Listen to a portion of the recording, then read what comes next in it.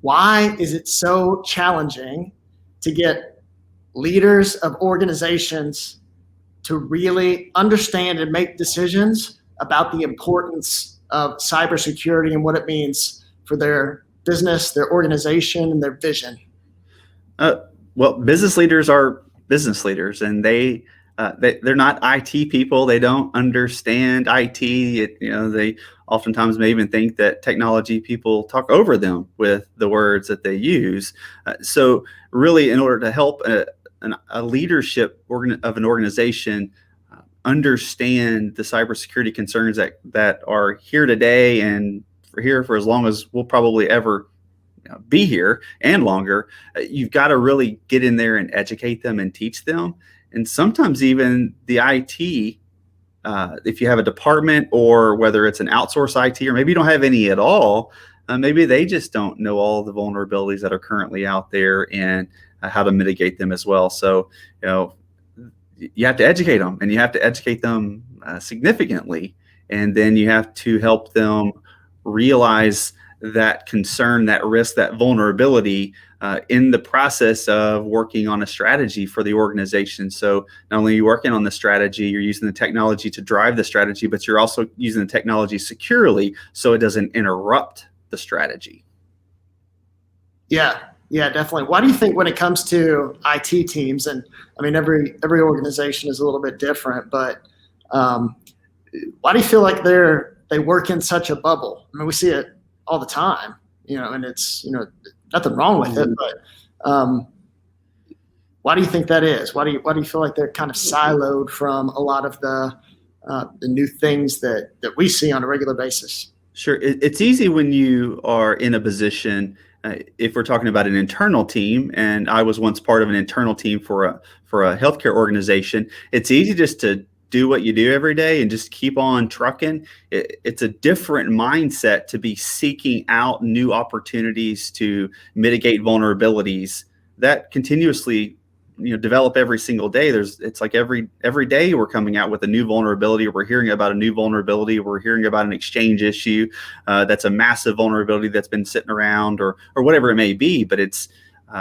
it's taking a proactive kind of taking the bull by the horns and going, what is out here that's available? What technology is out here? And sometimes it's reverse engineering it. Technology is developed, especially in the cybersecurity space, to create or to fix an issue or to mitigate some sort of vulnerability. So what's the technology and why is it here? Oh, well, that's why it's here. Well, that's interesting. Well, I wasn't even aware of that. So it's taken not only a proactive approach from cybersecurity perspective, but it's taking a proactive approach to finding solutions and understanding really why the solutions were ever created in the first place. Right. Yeah. I think a lot of times too, especially when we're talking to business owners or managers, organizational leaders, it's just overwhelming. It seems complicated, but I know that one of the great things about what you do and what our whole team does is spend a lot of time looking at new technologies, new opportunities to be able to help our clients and prospective clients. So what are some of the tools right now that you're recommending if somebody really is wanting to get more serious about how to secure their environment? What are some of the things that you're recommending to folks right now?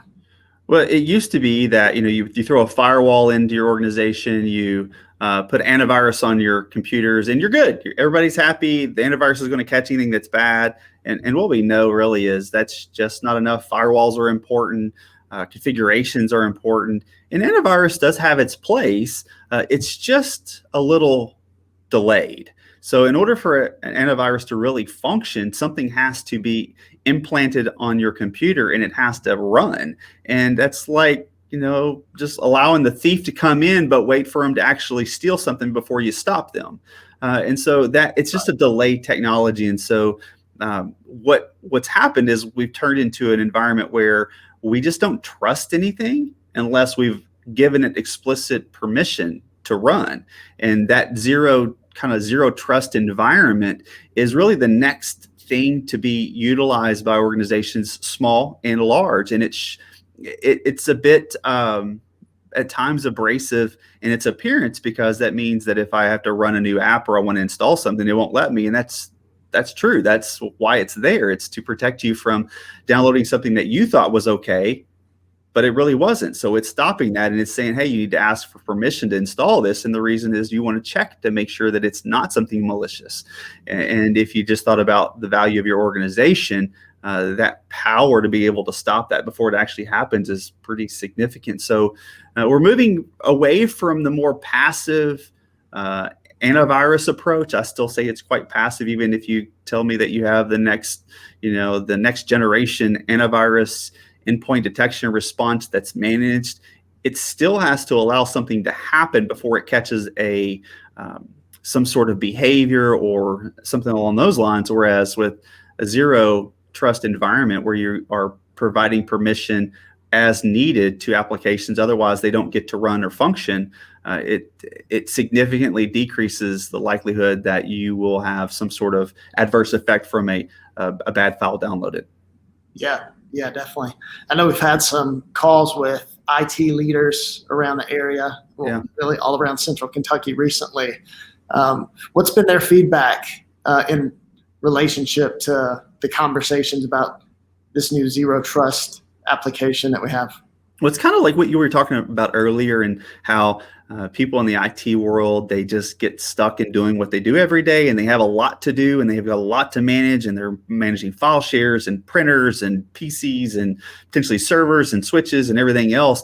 They're so engaged into what they're doing every day, they're not getting an external approach or a review, or even just a conversation with someone outside the building that keeps into this stuff all the time. So the response we get from even the local leaders that we're talking to, and even those afar in other states even, is that they're fascinated with the new stuff that's coming out that they really didn't even know was even there. So it's like,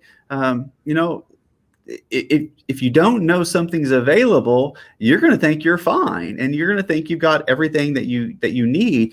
And then when you find out that there's actually new technology out there that has a much higher likelihood of stopping malicious files and bad actors, even than your most advanced endpoint detection or antivirus, it's quite eye-opening, and those IT leaders get really actually excited that there's something out there that can even make them safer than they thought they were. Yeah, well, on that note, another thing that IT leaders that we partner with, and other leaders within organizations struggle with, is the human element of cybersecurity. Yeah. And we have this conversation with every single one of our clients, every single one of our prospective clients, and it's definitely challenging.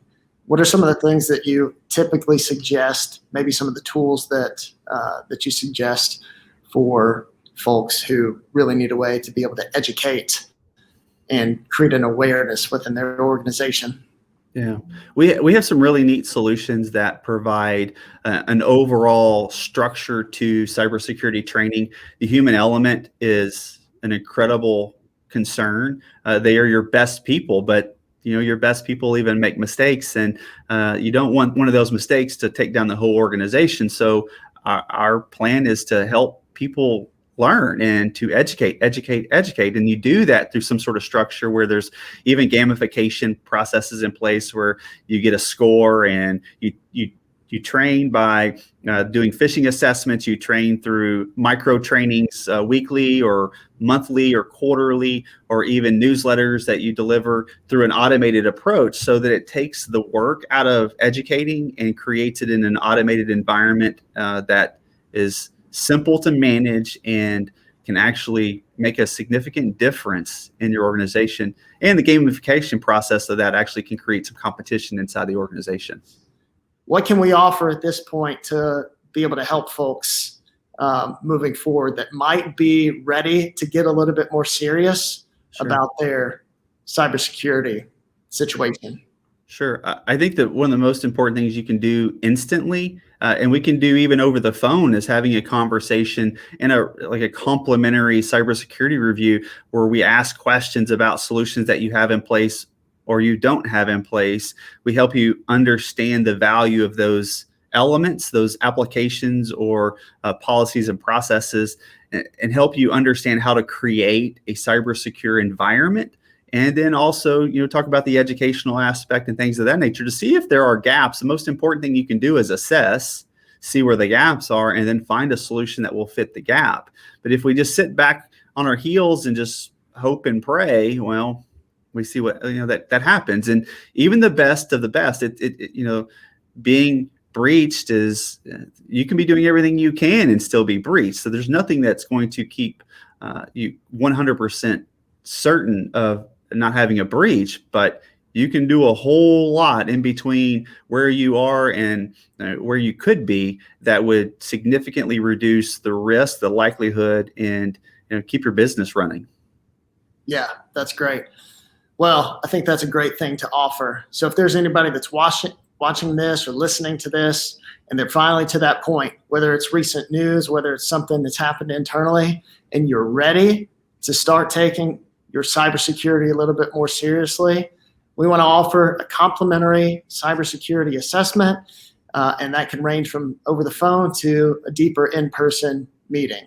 So if that's where you are right now, give us a shout, shoot us a message here, and we would be glad to get the conversation started. Yep. Let's get rolling.